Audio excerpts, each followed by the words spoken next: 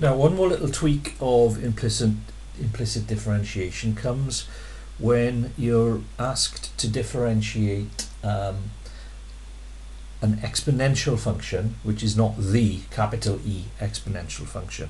We've already met that, and we know that when we differentiate e to the x, we get e to the x. But what I'm talking about is something like 2 to the x or 7 to the x, which are also exponential growth functions, but not the particular one, which is the inverse of the natural log. So this is something you need to spot. So if we're being asked to differentiate y equals a to the power of x, where a is constant, 3, 5, pi, whatever, then there's this process that you go through. So first of all, take natural logs. So we have ln of y equals ln of a to the power of x. Now, we know that the laws of logs allow us to drop that power down. So I can write this as ln y equals x ln a, where a, ln a is now a constant, it's a fixed value. Okay, so that's a constant. So that's no different now to it being 2x or something like that. So now we can differentiate implicitly.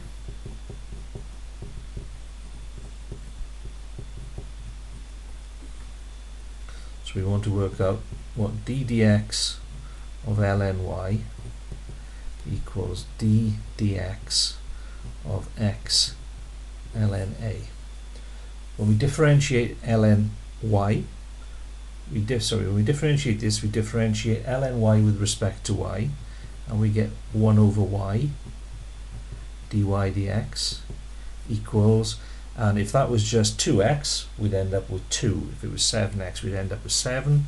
So ln a, x, would be ln of a. So if I move this over here, if I take the y up, it'll give me dy dx equals y ln a. But initially, I know what y is in terms of x.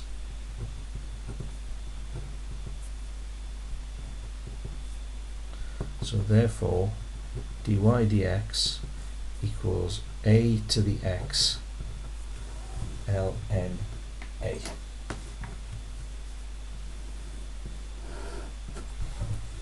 So that's something just to spot if you're given an embedded function or a function which has got that particular relationship within it, where you've got an exponential function.